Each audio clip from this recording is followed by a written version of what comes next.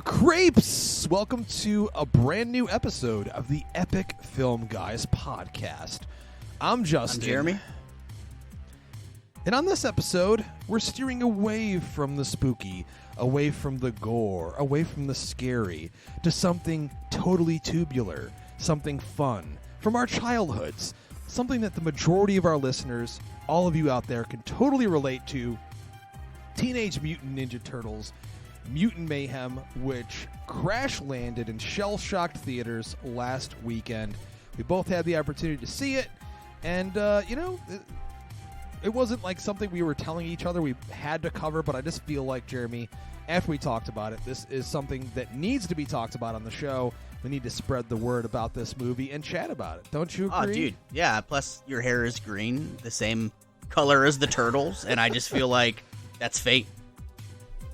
Yeah, dude, I mean, I actually got, from my pictures being at the early screening of the movie, people kept saying, yeah, you're on brand for the movie. It's not knowing that the shit's always fucking green, but very true. It does coincide with the Turtles perfectly, so we're going to jump into that in just a few minutes. But this week, Jeremy, before we get into that, we lost one of the greatest filmmakers to ever live in the history of cinema.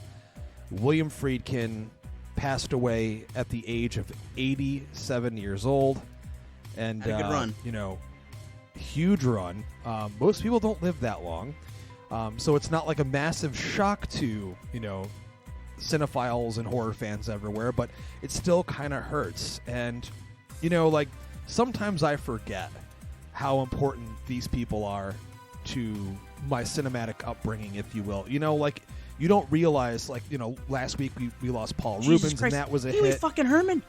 And then we lose the director of The Exorcist the very next week. Like, we are at the age where the movies that we grew up with, the icons that we grew up with, the universe is taking away from us now. And, that's awful. It feels like almost every other week we're losing somebody because we're just at that age, man. We're fucking, almost 40, and the people. I turned 40. I turned 40 this year. Yeah. So yeah, we're basically to sum it up, we're fucking old. Yeah, man. It's so the guys that we grew up watching and idolizing, they're all in their fucking 70s and 80s, and life runs its course, and it's fucking terrible, man. Somebody needs to send multivitamins and vitamin C and healthy gummies to John Carpenter, because we need to preserve this guy. Dude, he needs the fountain of fucking youth is what he needs. Let's just say that much right now, okay? But, no, for real, I mean, Billy Friedkin, we've both had personal experiences with him. Everyone knows the story that you and I met at Alamo Drafthouse at a screening of A Nightmare on Elm Street. However, I think the second time I ever saw you in person was when they were doing the Exorcist Steps commemoration event in Washington, D.C., a.k.a. Georgetown. And William Peter Blatty and William Friedkin were there to honor the event and commemorate. And now they're both do gone. Speeches and such. They're both gone.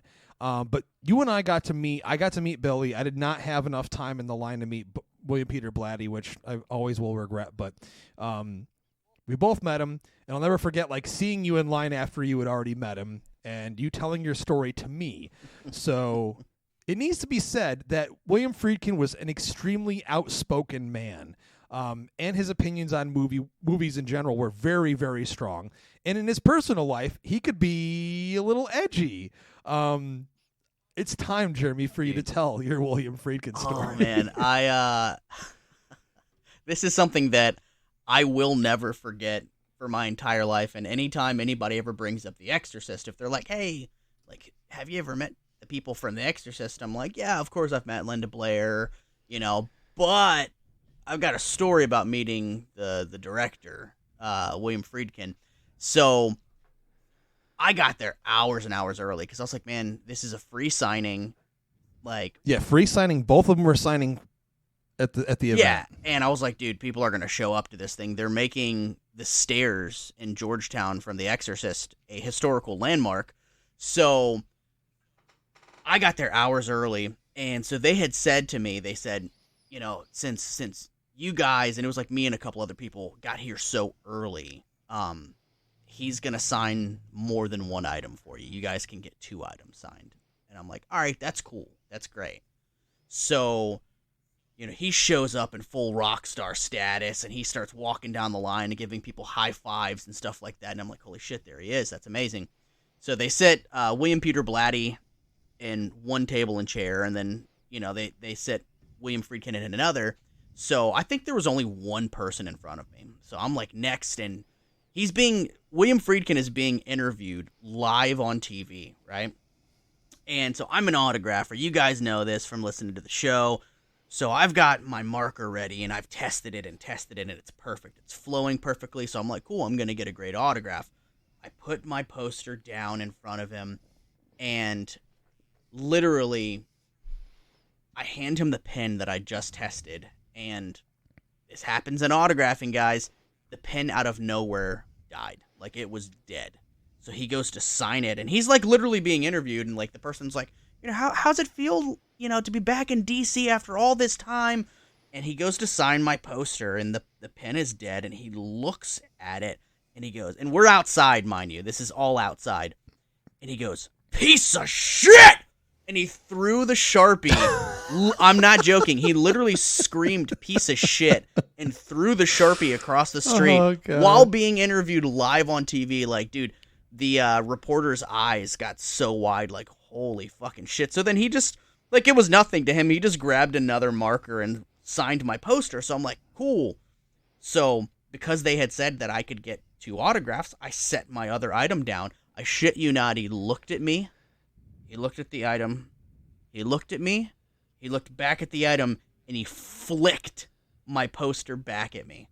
Like, not signing it. I already signed one for you. And I'm like, okay, apparently, I guess they didn't clear it with him that he was signing. They didn't get the memo? So I was like, oh, shit. All right. So I just, picked my items up. So then immediately, I get into William Peter Blatty's line, and I'm like, all right, well, I mean, I met William Friedkin, and that was fucking rad. He's a legend. I got an autograph. I got a great story out of it.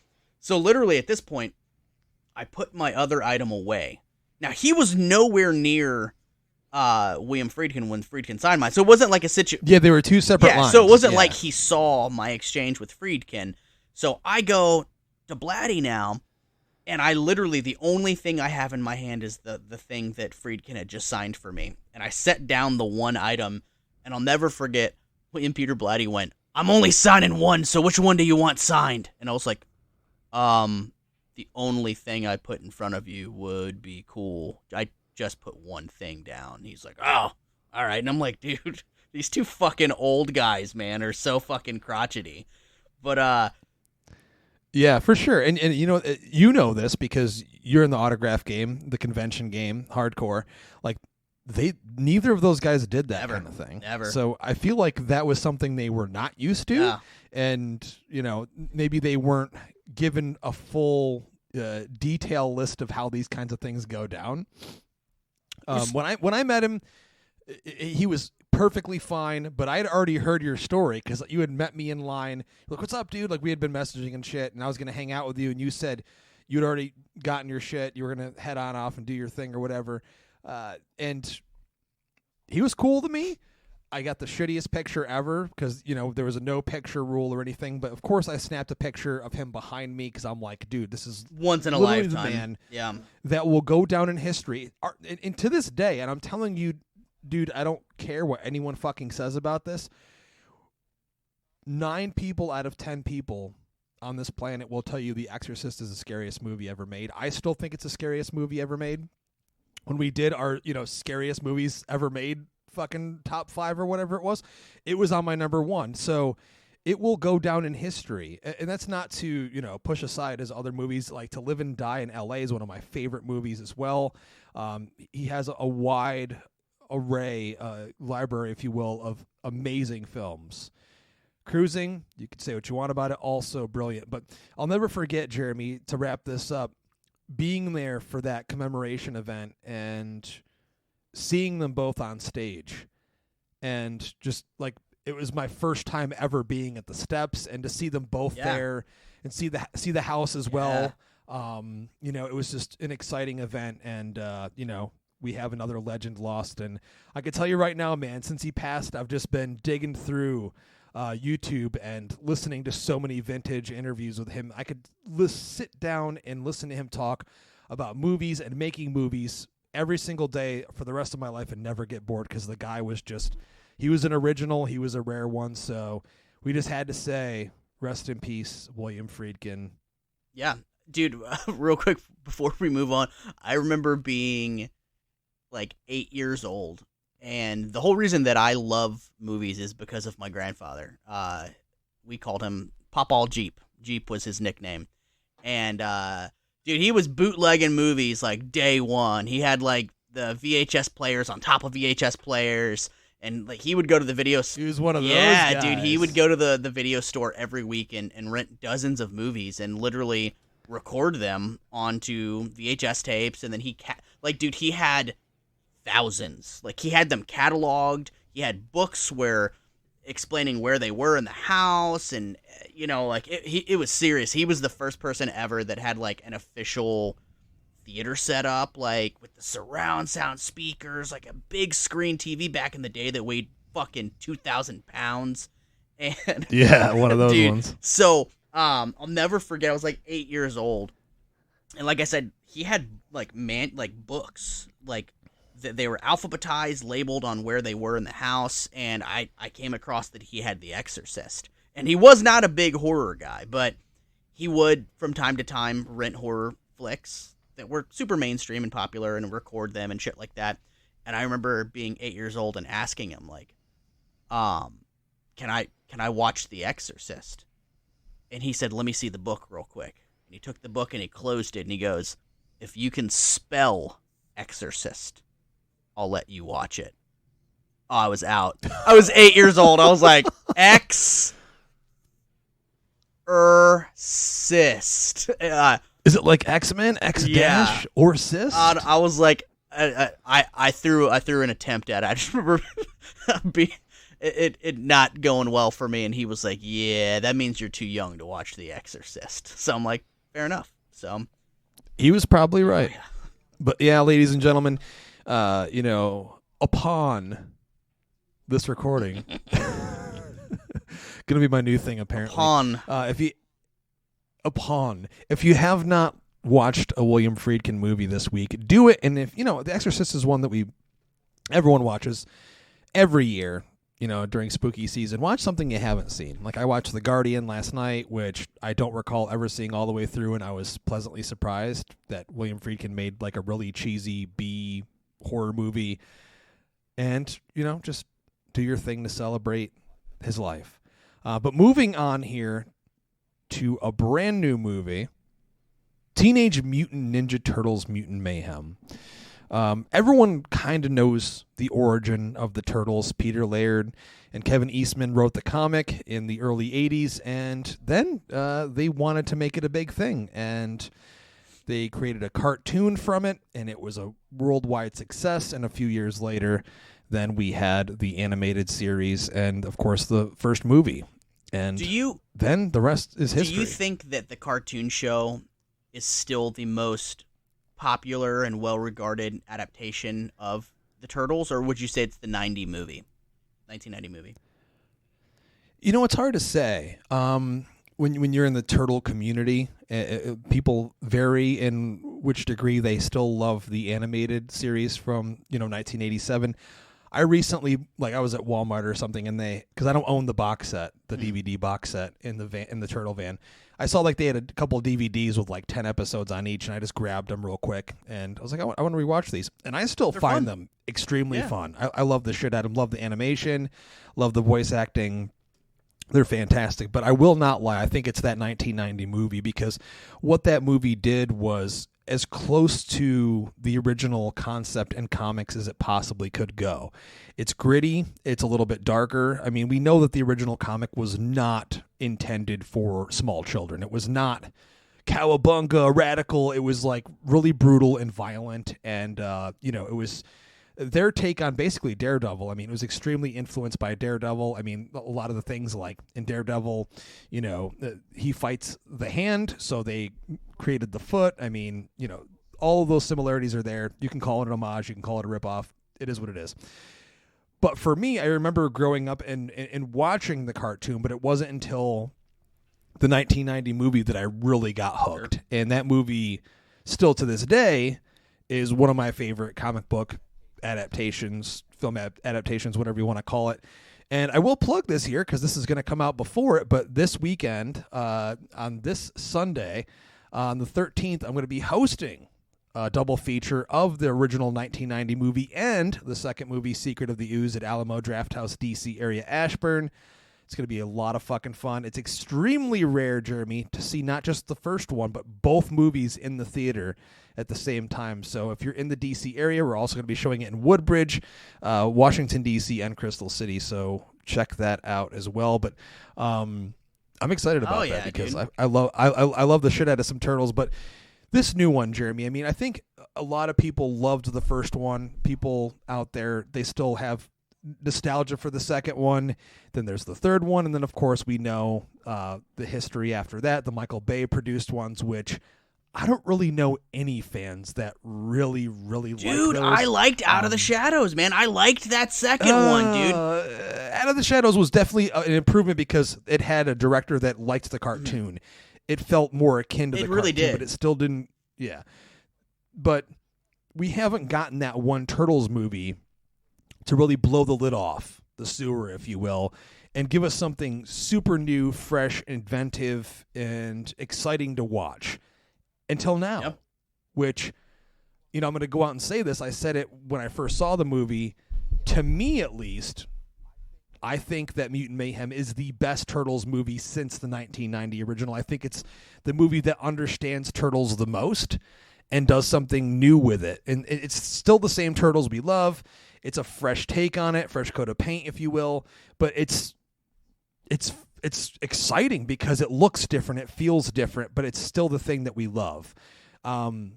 Jeremy, were you anticipating this movie a lot, or was it just something that you thought maybe I'll check it out? It was absolutely something that I was like, okay, cool. Like I'm open to it. They've done so many different interpretations of this at this point that I was like, all right, I'll check it out. I've checked all of it out basically, even if it was just checking out like when Fox Kids had that Ninja Turtles live action show back in the day that had like crossovers with Power Rangers and shit.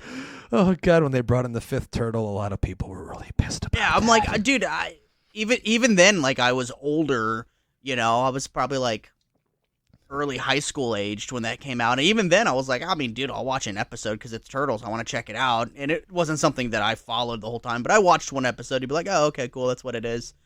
So this was something that I said, I'll give this a shot. It wasn't anything that I had any real excitement over, until my buddy Chris Keeney is like the world's biggest Turtle fan, at least the world's biggest Turtle fan that I know. And when he watched the movie and hit me up and was like, dude, it's really, really, really good. Like, you should absolutely go see it. I'm like, all right, it took priority. It went from like, yeah, I'll check this out whenever, because I wasn't even necessarily planning on checking it out in theaters. Yeah, I mean, you were possibly going to, because we did get that press invite, but you said you had plans that day or something. So I went. I took my wife. I snuck her. My wife. No one's listening. and but it wasn't like our normal press screenings where it was like just press people. They'd actually brought in a regular audience, so it was filled with kids. And I was actually shocked because none of the kids made any noises. They were so entranced by this movie and just like in love with it and just stuck to the screen that, you know what I mean? It was like literally probably like 50 children in there, and they didn't make any sounds. I was just like, this is what it felt like in 1990 when I saw the original Ninja Turtles. I mean, kids were there because they loved Turtles and they could not wait to see them on the big screen, lean, mean, and on the big screen. I think like from our generation, it's kind of natural that we're always going to gravitate to wanting to check out a new Turtles absolutely. movie. It's like Batman. But here, we're gonna watch it. We're from that generation. But here as well, like, the Spider-Verse movies, I think, clearly the influence is there with this movie, but not the art style necessarily. What Spider-Verse allowed filmmakers to do is bring that to the table when they're kind of like trying to pitch an idea and go, things can look different. Things can have a different look and vibe and art style and still be profitable. And that's why I loved the shit out of what, Seth Rogen brought to the table with this. Is they did something dynamic and something fresh and something that no one had ever seen before, and something that also harkens back to, in a way, to that original art style of the original comic. Absolutely. It's so great to fucking look at. You yourself, when you told me your initial thoughts on it were, at first it took you a little while to kind of get used to it. It took me like 2 to 3 minutes of like, the animation is so unlike anything I've ever seen on the big screen that I was like, it was like breaking my brain, because I'm like, is this weird looking? Like, what the fuck is this? Because, usually in animated films, like things are very like straight lines and like everything, symmetrically makes sense. And this, like, it doesn't. Even when Baxter is like picking up the canister of the mutagen in the beginning, like, it doesn't even look like it's all the same shape on the sides and everything else like that. It's kind of like if a kid drawing in a notebook, you know what I mean? Just by memory. Yeah. Like it took me 2 or 3 minutes to get used to it, but then I was like, oh, this is really, really rad and like strangely beautiful looking at the same time. Like the cityscapes and things like that in that style was awesome, man. So it immediately after, getting through, like, wait a minute, does this look good or does this not look good? Like, I was into it, man. They got me. Once your eyes and your brain adjusted to it, you just went in for the ride. Yeah, for sure. Here's the weird thing about this. Seth Rogen, in terms of his comedy and as an actor, I've been outspoken about that I'm not a huge fan of. But as a producer, he's been extremely smart. He's produced a lot of good stuff. I think his sensibilities flow well for Turtles, and he had the perfect idea on how to handle this.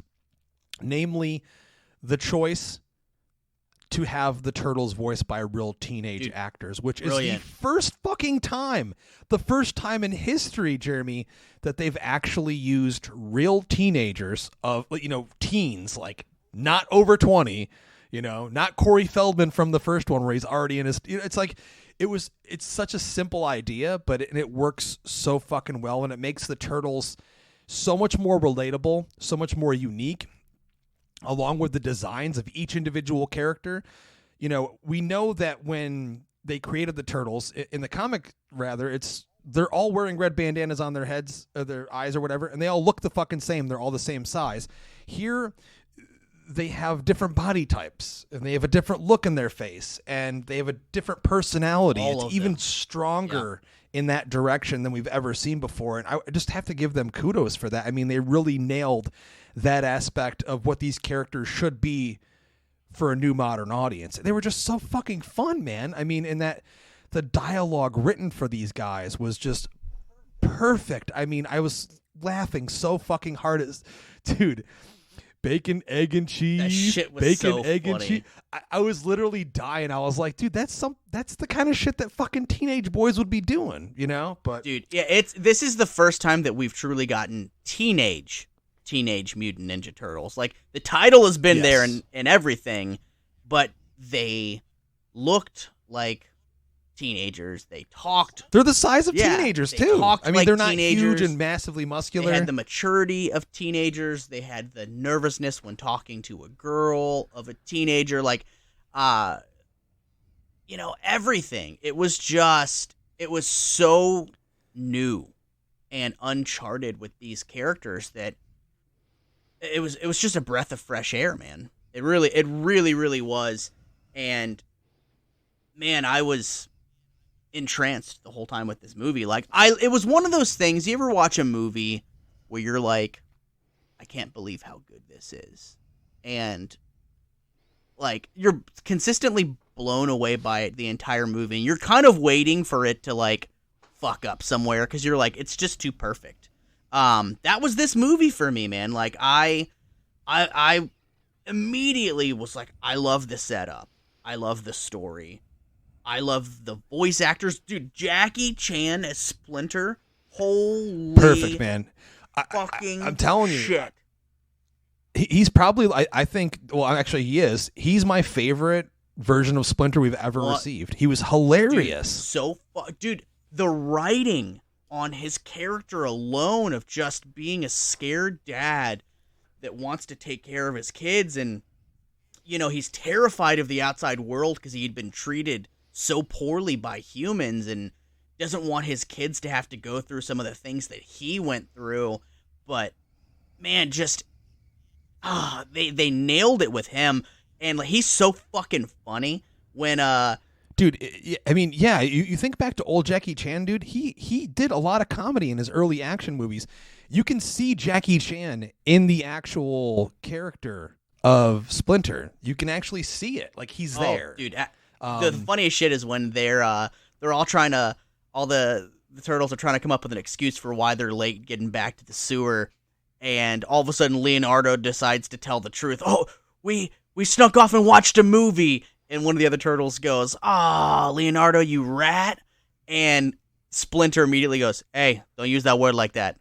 The way, like, the comedic timing and delivery of that, I laughed so hard, dude. Like, he was just fantastic, man. And you, like, relatable, too. Like, we're both dads, like, also relatable. And it's like, I get it. Yeah, of course. Perfect casting. Loved the shit out of that. And I know they didn't do motion capture for this movie, but they sure as hell did a great job in making these characters look like the actors that are portraying them. I mean, dude, for example, like John Cena as Rocksteady, they put so much of a voice modulator on his voice, but it's John Cena. And then, of course, you have Seth Rogen playing Bebop, and he's literally just Seth Rogen. Oh, yeah.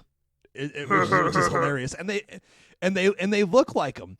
I even liked, and I'm going to butcher her name, I apologize, but Ayo Edebiri, I'm sorry, I can't pronounce her name. I apologize. As April O'Neil, who, this is another fresh take as well. We know they changed the ethnicity. Origin story for Splinter. They changed that. He's no longer, a man that turns into a rat or a rat that was a pet of a martial artist. Now he's a rat that's just a regular rat in New York City who just falls into mutagen and learns kung fu from instructional videos. Like straight up like Tybo Billy Blank's status. Dude, it makes so much sense, and that sequence is so funny watching him train like baby turtles, with martial arts, watching like, fucking basic like shitty infomercial videos. But no, I really enjoyed April O'Neil as well because they gave her a little bit more depth, a little bit more character. This is also someone where the turtles can actually relate to because they're the same age. They're both teenagers. And she also has, this thing with acceptance, being bullied and stuff. And the whole theme of the movie in regards to the turtles is acceptance. And they're striving for that acceptance because they see the outside world. They want to be a part of it. And that's all about what it's like to be a teenager. I mean, that's a core theme for everybody, no matter what generation you come from. When you're that age, it's all about, I want to be cool. I want to hang out with people and be popular. And I want to, do cool shit with people. I mean, that's all the turtles want to do. But, as you said, you really liked the story. I think the movie is purposely light on story. It's very basic level, but that's a good thing because then it allows us a lot more allowance for just fun, great action sequences and stuff and character moments. And dude, I'm going to tell you right now, like, it may be my favorite character in the movie, but Ice Cube as motherfucking Superfly, dude. Holy shit, dude. Powerhouse in this fucking movie, dude. Performance and just hilarious and threatening as fuck, dude. I mean, it's Ice Cube. Yeah. It's been like a long time. He's done a lot of family movies and stuff. But to see him back, and he was basically playing himself. Yeah, dude. I mean, there's that moment when, later on in the movie where he like breaks the fucking back of the van off, and he's like, it's like he says that line from one of the NWA songs, like 6 a.m, police at my door, and like it was just hilarious to see him back and doing something a little bit rougher around the edges again. And loved his design as well. I mean, a lot of people were like, why isn't it Baxter Stockman in this movie? Why isn't he the main villain? We think he dies. I highly doubt they killed him off for real. He'll probably come back in a sequel. But the whole concept of just having this movie be like all the mutants, and, in particular, another standout, Paul Rudd as Mondo Gecko. Perfection. It's just it's comedy gold, man. It's like that voice that he gives that character and the design and stuff. They're just beautifully melded together. We have one of my favorite scenes to bring up is just them hanging out at a bowling alley. Yeah. And you just wish you were there with them hanging out. Even though they're talking about killing humans, you're like, this is something we've never seen before in anything Turtles related. Like them hanging out with these other mutants, just having a fucking ball, just chilling out, eating pizza, fucking playing video games and shit. Because they didn't know that any other mutants existed. So that scene was like, oh man, like there's other people out there like us. And, much to the disagreeance of the Turtles, well, the other mutants are like, well, we're just going to kill all the humans on the planet. It's like, well, wait. And that's really when Ice Cube's character was kind of introduced as like, obviously he's the big bad, but like they're like, oh, he's kind of cool. And then all of a sudden Leonardo or one of the other Turtles was like, well, what if we're actually not for the idea of killing all the humans? And he was like, the way that he turned around and they framed his character, and he switches from like, yeah, we all cousins here, to like, well, that means I'd have to kill you. Like the whole vibe changed, man, and it was just like, oh, that means you ain't as cool as I thought you was. That's what it was. Yeah. Dude, but very, very threatening, man. Very, very threatening, to where I'm like, man, I felt that even from an animated, stance, that this is a good villain. Yeah, 100% a great villain. I skipped over it, but Jeremy, I shit you not, dude. Earlier on, when they first encounter April, and that scene of them like throwing ninja stars at like Michelangelo's head holding the watermelon was so hilarious. But that leads to them, the ninja star actually hits April O'Neil's fucking helmet, which I was like, holy shit, this is hilarious, and also extremely violent. Which is something the movie does not shy away from. It goes hard on the violence, which leads to this amazing fucking action sequence where they're like, we have to help this girl. Leonardo's got a huge crush on her. We have to help this girl. This guy fucking stole her scooter, and they chase after them to this body shop. And what ensues is, I feel like one of the best Ninja Turtle fight action sequences I've ever seen in my entire life. It's amazingly shot. It's interesting to watch. And it's brutal. I mean, dude, Raphael's like, clearly we know he's the angry one, but we see him like literally like, I've been waiting for this moment my entire life. I dream of this. And like he just starts pounding the fuck out of these bad guys. It's just so fun to watch, like it's exciting to watch that they were able to do this. I mean, Nickelodeon was like, fuck it, do it, man. Like, have them be violent. They're Ninja Turtles for a fucking reason, and this being their first fight they've ever actually had. So that was super exciting to watch as a fan, and the scene itself is just so entertaining. And then, of course, much later on, they get captured. They're still fresh to this game. They're definitely not prepared to take on all these different mutants as strong and huge as they are, this huge group, and they get captured, and then we get another amazing action sequence where, and we had that whole ongoing joke throughout the movie of Splinter telling them, you'll get milked, and they actually get fucking milked. Hilarious. And April has to go, encounter Splinter, who's never talked to a human before, and she has to convince him that he has to help the Turtles because they have been captured. And he comes in. We get another amazing action sequence where Splinter beats the fuck out of all these different henchmen. Kind of reminds me of one of the Star Wars prequels where Yoda is like just whipping ass and then immediately goes back to the whipping cane. Ass, yeah. Like a fucking boss. Yeah, dude. He whips ass. Then of course he's like, "Are they milking you? They're milking you!" It's just such a funny fucking moment. The comic relief in the movie, like I said, is just perfect. And then, of course, we get to the end climax, which, I watched the first trailer. I don't know if I missed this or not, Jeremy, but I had no idea that the movie was going to turn into this huge kaiju situation where Superfly was going to get even more mutated into this giant fucking creature with like horses on his legs and elephants on his face when he goes into the zoo and shit. I mean, and he's gross. Dude, disgusting. He's like, disgusting. He's got like, green ooze coming out of his mouth. He's like gargling ooze, look like fucking snot and phlegm, and he's destroying the city. And then we have the turtles in their first big battle where they have to like learn how to be a team. And, Leo becomes a leader. We see the first time he actually learns like this is how it is to be a leader. And, we get that moment in the movie where he becomes the leader and, he tells Michelangelo, like, you're great at improvising. Go improvise. And Donnie, you're the smart one. Figure out how we're going to do this. And Raph, you're the angry one. Go fuck shit up, basically, in other words, when they're trying to get this, like, anti-mutagen canister in the blowhole, which is like a fucking giant whale attached to Superfly's head. And that sequence is extremely heartwarming to see, them working together. And, since the movie's all about acceptance, we get this montage that we've seen in plenty of other movies before, like the Spider-Man movies where we get, we also got it in Super Mario Brothers earlier this year where we have like New Yorkers or like townspeople, if you will, like helping them out. Like they're not actually bad, even though they look weird and green and they're turtles, like they're trying to help us, thanks to April O'Neil making her way to the news station and kind of broadcasting this for everybody.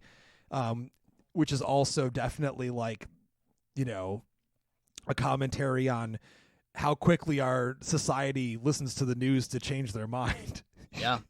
But what did you think of that end action sequence? I thought it was fantastic. Had no idea that there was a whole kaiju thing in this movie whatsoever. Apparently, if it was in any of the trailers, I didn't see it. Honestly, it could have ended the scene previously. Like, where they all try to fight him and I thought, like, okay, like, this is it. Like, and I still would have been like, that was fucking great. And then they doubled down. They were like, no, we're going to take the bad guy, but now make him a fucking kaiju monster. And he's going to start destroying New York. And it's going to, the turtles are going to have to figure out how to stop this. Meanwhile, they're exposed now that New York knows that there are turtle people that are life-size that, are they the bad guys? Because there's another mutant that's destroying the city. Maybe they're all bad. It was just a really, really cool way to end the movie in a big, big way. It also reminded me a lot. I don't know if you remember those old episodes of the original OG cartoon where they would be in like the turtle blimp and shit, and like Krang would get in his giant Krang suit and he would get supersized and he'd just be destroying shit in the city. It immediately reminded me of that, and that's why you can clearly tell that, not just Seth Rogen, but, everyone that was involved in making the movie, director Jeff Rowe, he went out on Twitter, I remember recently, and he did a video and he was like, this is a picture of myself when I was 10 years old, and it was him dressed as a Ninja Turtle. He's like, I've been dreaming of making one of these movies my entire life. You can clearly see that everyone involved grew up on the Turtles like we did, loved them, and sat down at the table together and said, how do we make one of these and make one that we would have wanted to see when we were a kid? And it's one of those rare occasions, dude, when they allowed filmmakers that were actual fans to make a movie. Not just people that were like, I grew up watching this movie, I love it, but these guys are actual hardcore fans, and it shows with what's on screen. It's so rare that happens, and typically when that does happen, it results in something really great, especially when the studio allows the artist to make the movie, that they don't try to take the paintbrush out of their hands, that they don't go in and say, oh, well, here's how you should end it, and here's what you should do. We're going to do reshoots because we don't think that's going to test well. This is what happens when you let artists create art, man. And be artists. You get something special. This movie. So if you would have told me a year ago, 2 years ago, that like Seth Rogen was going to be behind possibly the greatest Ninja Turtle movie ever made, because like, honestly, man, like, I love the 1991, and I'm not going to say that this one is necessarily better, but I think that it's on par. And I for think sure. that, Yeah, definitely. that thanks to Seth Rogen and his team that made this movie, that it just reinvigorated a franchise that was dwindling out. Let's be honest. Like, people were losing interest because those last two Michael Bay movies didn't do the greatest. And, this was a movie that I feel like is so good that it's going to reinvigorate the franchise for another, 20 years, 30 years. Dude, I said this as I was walking out of the theater, and as we're wrapping this up, I'd take 10 more of these in this style with these versions of the characters. Here's the question, though. What do you think? When the kids get older, like if they start shooting a new one in 2 years, you going to let them age out and bring in new actors, or you're just going to have the same kids at 18, 19 years old doing older versions? Because here's the thing, and I think this makes sense to do this. They're going to get older. The characters are going to grow. They're going to become non-teenage Mutant Ninja Turtles. I mean, you could have 3 movies where they're still in their late teens. They're bigger. They're bulkier now. I say keep the kids along. Absolutely. And just stick with it. And then at some point, you just Ninja Turtles. You don't have to say Teenage Mutant Ninja Turtles. It can just be Ninja Turtles.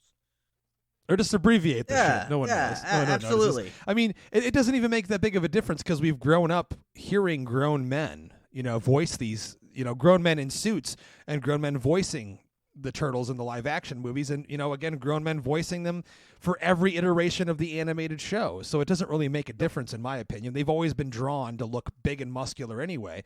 And this is the first time they've ever truly been portrayed as teenagers. So just let the kids age with these versions and make them more mature and see them grow and actually develop them as characters. Think of that, right? That'd be amazing.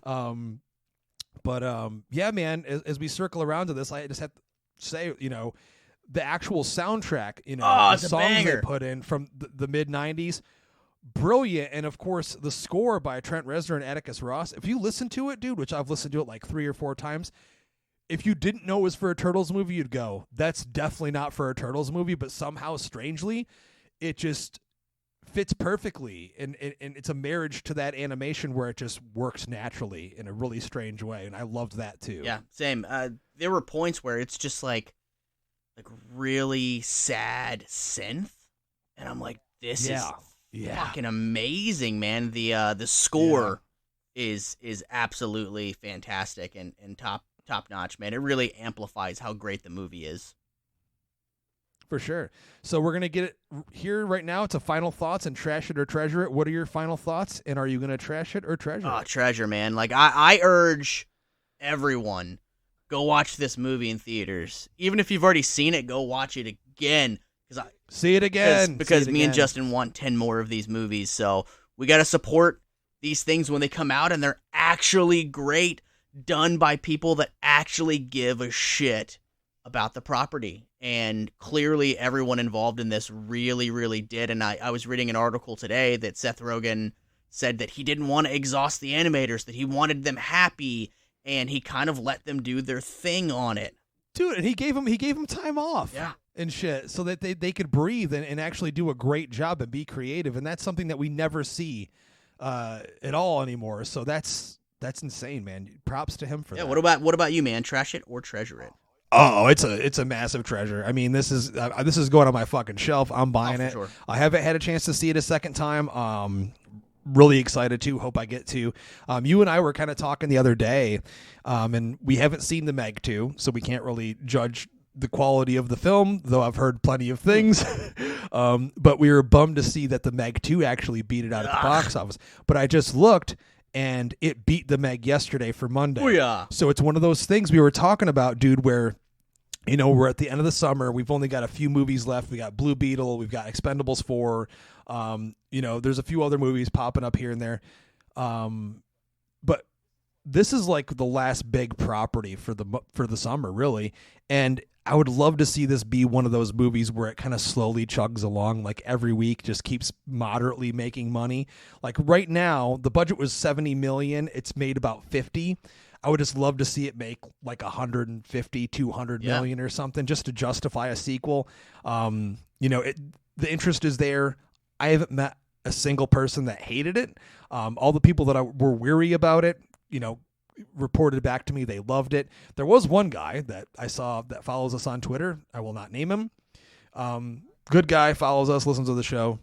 Was just like, if my kid wasn't with me, I would have walked out immediately. And that's a bummer to hear, but not everything's going to be for everyone. I walked in with an open mind, and this shit, it knocked my socks off, man. It made me scream Cowabunga, turtle fucking power as I left the theater. So definitely treasuring this one, ladies and gentlemen. If you have not seen it in theaters and you listen to this, we just spoiled the whole fucking movie. But you know what? You're still going to enjoy it. Go see it. Go check it out. Support Teenage Mutant Ninja Turtles Mutant Mayhem at the theater if you get the opportunity. But that is it for this episode of the Epic Film Guys podcast. If this is your first time listening, thank you very much. We love you. And if you're interested in checking us out on social media, we're everywhere at Epic Film Guys. Instagram, Twitter, TikTok, Threads, you name it, we're fucking probably there. And, of course, we're on every single podcast platform there is available. If you like the show, you hate the show, you want to tell Brady that he should stop wearing Ice 9 Kills shirts because they're for 13-year-olds, be sure to leave us a review on iTunes, or it's even easier and it won't hurt Brady's feelings. Head over to Spotify, leave us a 5-star review. It makes us reach more amazing, totally tubular people like yourselves. But until next time, I'm Justin. I'm Jeremy. And as always, we like to ask you to keep it creepy. Cowabunga, dude! Turtle power!